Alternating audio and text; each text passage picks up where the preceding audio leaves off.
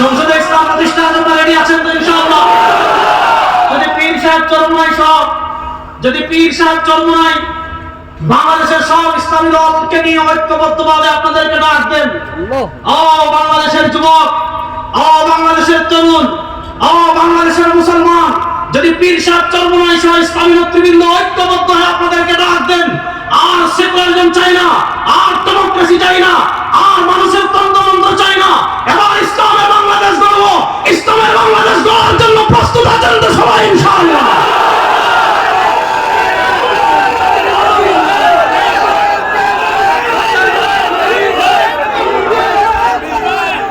বসেন বসেন। তাহলে বোঝা গেল আমার এই দীর্ঘ আলোচনা থেকে আমরা বুঝলাম ইসলাম শুধু ঘরে থাকার জন্য আসে। বলেন, ইসলাম শুধু ঘরে থাকার জন্য আসে? বিচার ব্যবস্থা ইসলামের প্রয়োজন আছে না নাই? এখন বিচার ব্যবস্থা ইসলাম যদি আপনি নিতে চান তাহলে হ্যাঁ, শুধু শুনেন, মানে আমি যেমন আপনাদেরকে বলছি, আমার মা বোনদেরকেও বলে যাচ্ছি, আপনারা যদি ইসলামের জন্য ঐক্যবদ্ধ হয়ে যান, আপনারা যদি বলেন এই বাংলাদেশের নারীদের নিরাপত্তা গত 52 বছর যারা শাসন করেছে নারীদের নিরাপত্তা দিতে পারে নাই। আমরা দেখেছি নদীতে নারীর লাশ পাওয়া যায়, আমরা দেখেছি খালে নারীর লাশ পাওয়া যায়, আমরা দেখেছি বিভিন্ন অভিযান শুনে নারীদের লাশ পাওয়া যায়। আর ইসলাম যে পরিমাণ নারীদের অধিকার এবং নিরাপত্তা দিয়েছে, পৃথিবীর কোন আদর্শ ততটা নিরাপত্তা দিতে পারে। সুতরাং মা বোনদেরও করণীয় আছে, সাহাবায়ে কেরাম রিজওয়ানুল্লাহি আলাইহিম আজমাইনকে, তাবেঈনদেরকে, তবে তাবেঈনদেরকে আমাদের মা বোনেরা যেমন ইসলাম প্রতিষ্ঠার আন্দোলনে উৎসাহিত করেছেন, আমাদের মা বোনরাও যদি ঐক্যবদ্ধ হয়ে যায় এবার ইসলামের বাংলাদেশ করবে, আল্লাহর কসম করে বলি বাংলাদেশে ইসলামের বিজয় কেউ আটকে রাখতে পারবে না ইনশাআল্লাহ। ইসলামের বিজয় আপনি একটু আপনার কি লাগে না? আপনার কি একবার একটু মনে হয় না এই কথা যে গণতন্ত্রের বাংলাদেশ তো অনেকবার দেখলাম, সেকুলারিজমের বাংলাদেশ তো অনেকবার দেখলাম। আমাদের মরহুম পীর সাহেব চরমনাই রাহিমাহুল্লাহ বলে গিয়েছিলেন, শুধু নেতার পরিবর্তন নয়, ও বাংলাদেশের মুসলমান, নেতার পরিবর্তন তো একবার হয় নাই, ক্ষমতার পরিবর্তন তো একবার হয় নাই, চেয়ারের পরিবর্তন তো একবার হয় নাই, সংস্কার তো একবার হয় নাই, নেতা অনেক পরিবর্তন হয়েছে, ক্ষমতা অনেকবার পাল্টেছে, চেয়ার অনেকবার পাল্টেছে, চুরি বন্ধ হয় নাই, খুন বন্ধ হয় নাই, গুম বন্ধ হয় নাই, টাকা পাচার বন্ধ হয় নাই।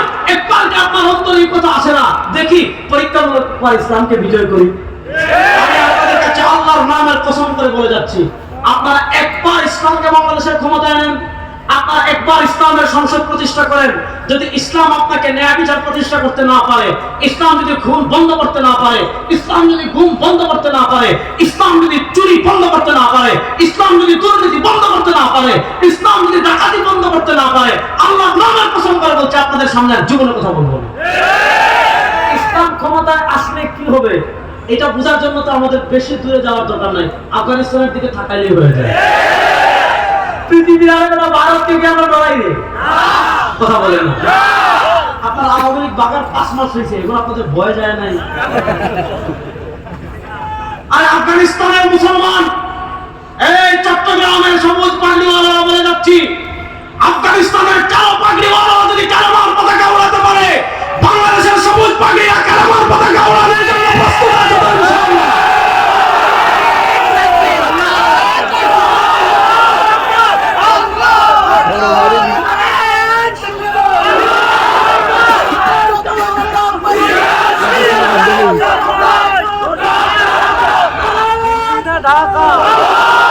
আমরা পৃথিবীর কোন আধিপত্যবাদকে ভয় পাই না। আমাদের তো স্লোগান একটা আছে, আল্লাহু আকবার, আমাদের তো মিছিল একটা আছে, লা ইলাহা ইল্লাল্লাহ। আরে আমরা তো সেই জাতি, আল্লাহ দুনিয়াতে যত নবী পাঠিয়েছেন, যত রাসূল পাঠিয়েছেন, আল্লাহ কোরআনে বলেছেন, ওয়া মা আরসালনা মিন ক্বাবলিকা মির রাসূলিন ইল্লা নুহি ইলাইহি আন্নাহু লা ইলাহা ইল্লা আনা ফা'বুদুন। আমার নবীর প্রথম স্লোগান ছিল, ইয়া আইয়ুহান নাস কুলু লা ইলাহা ইল্লাল্লাহ তুফলিহুন। আমরা কারো পাপের স্লোগান দেই না, আমরা কারো নেত্রীর স্লোগান দেই না, আমরা যেমন খালকায় স্লোগান দেই লা ইলাহা ইল্লাল্লাহ, এখান থেকে রাজপথে জয় বাংলা কোন স্লোগান না, আমাদের স্লোগান হবে লা ইলাহা ইল্লাল্লাহ। আমাদের স্লোগান হবে লা ইলাহা ইল্লাল্লাহ। লা ইলাহা ইল্লাল্লাহ আমাদের জাতীয় স্লোগান, চান কি চান না? লা ইলাহা ইল্লাল্লাহকে জাতীয় স্লোগান বানাতে হলে সংসদে ইসলামকে নিতে হবে। রেডি আছেন তো মুসলমান? তাহলে আমরা বুঝা গেল মূল কথা পয়েন্ট হারাইয়েন না। মূল কথা হলো ইসলাম শুধু মসজিদে থাকার জন্য আসে না। মসজিদে নামাজ পড়বেন কেমনে এই বিধান যেমন ইসলামে আছে, খানকায় জিকির করবেন কেমনে ওই বিধান যেমন ইসলামে আছে, দোকানে ব্যবসা করবেন কেমনে ওই বিধান যেমন ইসলামে আছে, আদালতে বিচার করবেন কেমনে ওই বিধান যেমন ইসলামে আছে, সংসদে বসে রাষ্ট্র পরিচালনা কেমনে করবেন ইসলামে আছে না না? সংসদের বিধানগুলো বাংলাদেশে বাস্তবায়ন করার দরকার আছে না না? এবার আমি আপনাদেরকে আরেকটা ইতিহাস বলি। প্রোগ্রামটা অনেক বক্তা, সময় অনেক কম। যেহেতু আমি জাতীয় উলামা আইন পরিষদের সাধারণ সম্পাদক, আমার দায়িত্ব একটু বেশি, এজন্য একটু বেশি সময় চেয়ে নিয়েছি। খুব ভালো করে কথা বুঝেন। এবার আমি আপনাদেরকে একটা ইতিহাস শোনাই, শুনেন। আমরা এক স্বাধীনতার গল্প জানি, যেটা হয়েছে 1971। খুব মনোযোগ দিয়ে বুঝেন। 1971 সালের আগে আমাদের স্বাধীনতা আরেকটা আছে।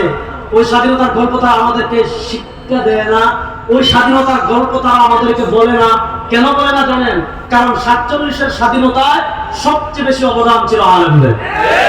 তাহলে আমরা এক স্বাধীনতা লাভ করেছি 71-এ, এক স্বাধীনতা লাভ করেছি 47-এ। আসেন 1947-এর আগে, মনোযোগ দিয়ে যুবকরা শোনো, 1803 সাল থেকে নিয়ে 1947 সাল পর্যন্ত এই 150 বছরের কাছাকাছি সময় প্রাতিষ্ঠানিকভাবে আমাদের ভারত উপমহাদেশের ক্ষমতায় ছিল ইস্ট ইন্ডিয়া কোম্পানি, ইংরেজরা। এবং মুসলমান বলে ইস্ট ইন্ডিয়া কোম্পানি দেশের মালিক ছিল না ডাকাত ছিল?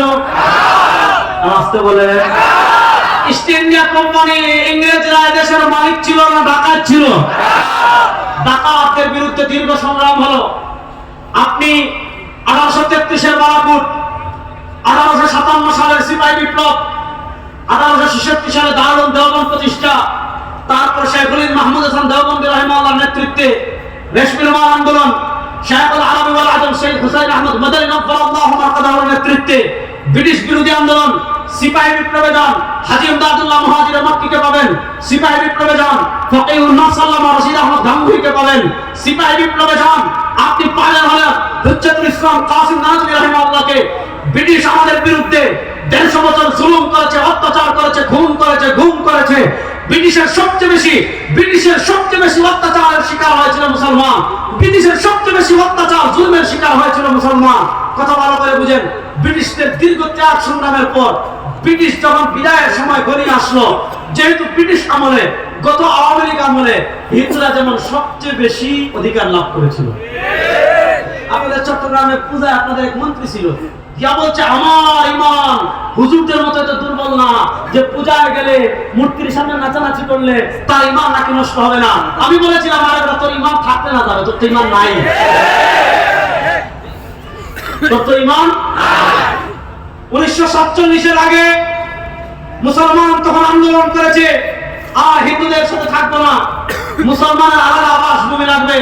1947-এর 14 অথবা 15 আগস্ট তারিখটা সঠিক এই মুহূর্তে মনে পড়ছে না, আরবি তারিখটা আমি বলি, ইংরেজিটা আমি না বললে সমস্যা নাই। আরবি তারিখটা আমি বলি। শেখুল ইসলাম জাস্টিস তাকি উসমানী হাফিজাহুল্লাহ তার আত্মজীবনী ইয়াদেতে লিখেছেন, এই দিন ছিল রমাদানুল মুবারকের শবে কদর। 26 তারিখ দিবাগত রাতে, বৃহস্পতিবার জুমার রাতে মুসলমানদের জন্য 1947-এ আলাদা একটা আবাস ভূমি হয়েছে। সেই আলাদা আবাস ভূমির নাম পাকিস্তান। পাকিস্তানের দুই ভাগ ছিল, একটা পশ্চিম পাকিস্তান আর একটা হলো পূর্ব পাকিস্তান। ও চট্টগ্রামের মুসলমান শুনেন, 1947-এর আগে মুসলমান যখন আলাদা মুসলিম আবাস ভূমির আন্দোলন করেছে, ওই সময় আন্দোলনে মুসলমানদের জাতীয় স্লোগান ছিল, পাকিস্তান প্রতিষ্ঠার জাতীয় স্লোগান ছিল পাকিস্তান কা মতলব কিয়া লা ইলাহা ইল্লাল্লাহ। আর ইল্লাল্লাহটা একটু জোরে বলেন না, পাকিস্তান কা মতলব কিয়া লা ইলাহা ইল্লাল্লাহ। যদি দলিল লাগে আমার কাছে এসে ফিতনা গানে গানে করেন না, দলিল লাগলে যতদিন আমার কাছে আসবেন দলিল দিয়ে কবর দিয়ে দিব ইনশাআল্লাহ। বলেন পাকিস্তান প্রতিষ্ঠার আন্দোলনের স্লোগান কি ছিল? পাকিস্তান কা মতলব কিয়া লা ইলাহা ইল্লাল্লাহ।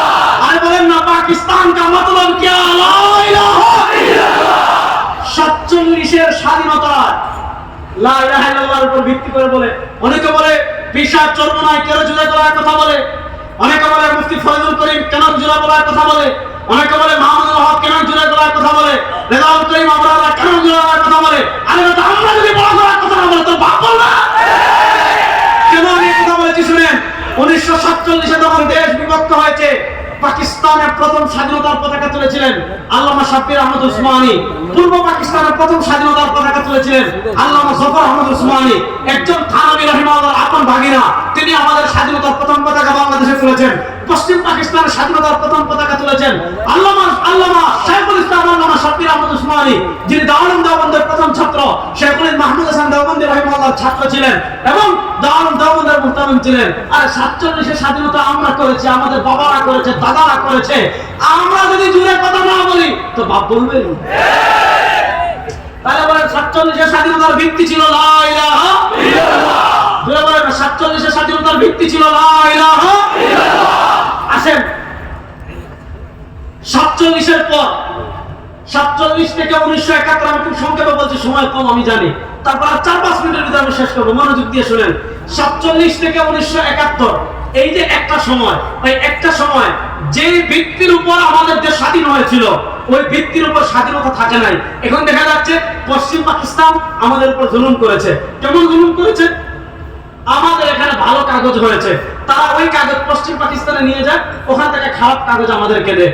এখানে ভালো ধান হয়েছে, ওইটা তারা ওখানে নিয়ে যায়, ওখান থেকে খারাপ ধান দেয়।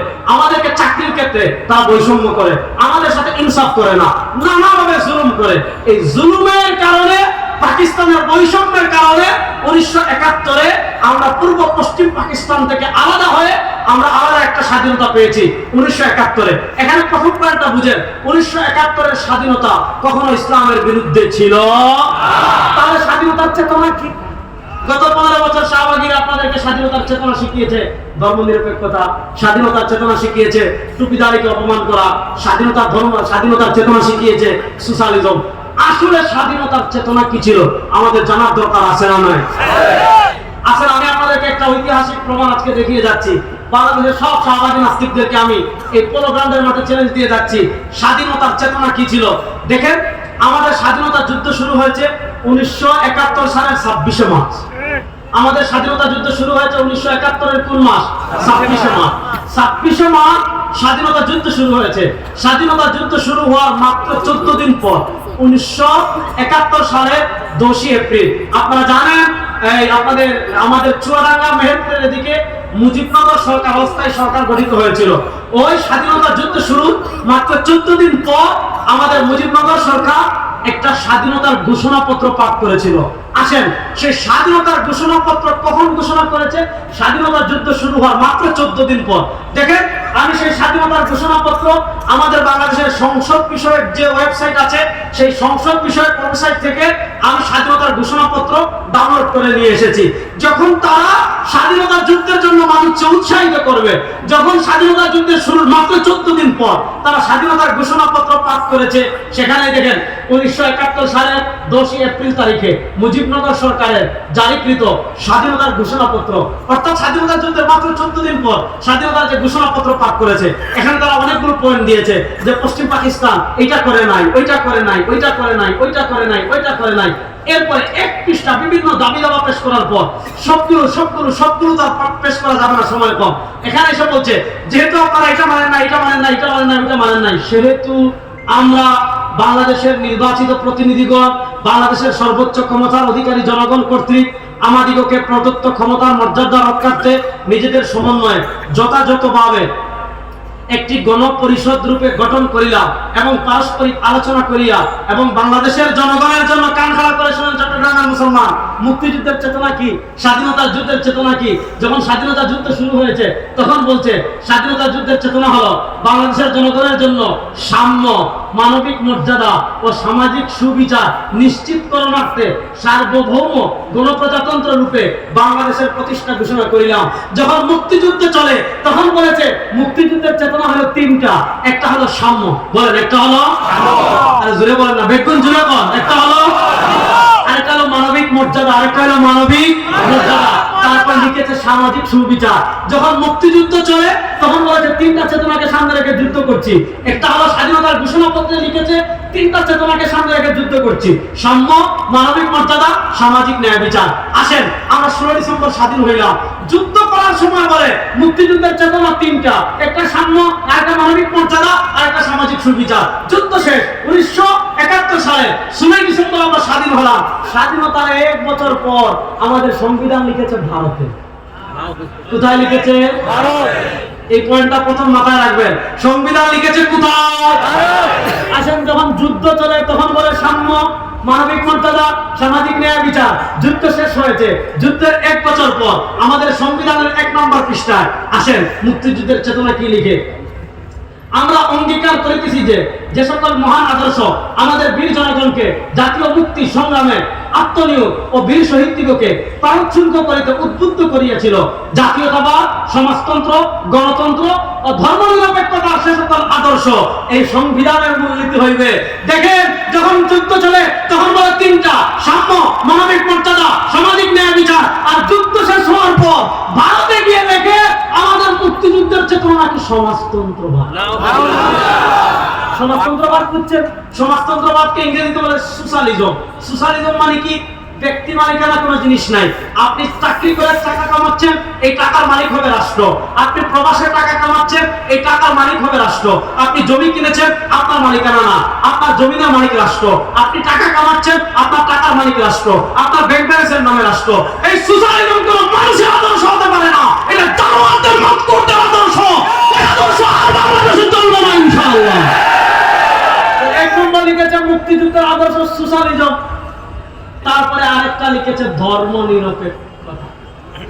ওই ধর্ম নিরপেক্ষতা মানে এতক্ষণ আমি বুঝালাম, রাষ্ট্রের কোনো ধর্ম লাগবে না, অর্থনীতির ধর্ম লাগবে না, বিচার ব্যবস্থায় ধর্ম লাগবে না, সংবিধানে ধর্ম লাগবে না, সংসদে ধর্ম লাগবে না, ধর্ম থাকবে খানকায়, ধর্ম থাকবে মসজিদে, ধর্ম থাকবে মাজারে। প্রশ্ন হলো ভাই, এই যে তুমি লেখলা যে ধর্ম নিরপেক্ষতার জন্য আমার ভাইরা যুদ্ধ করেছে, যখন স্বাধীনতার যুদ্ধ ঘোষণাপত্র পাঠ করেছিলা, ধর্ম নিরপেক্ষতা কোথায় ছিল?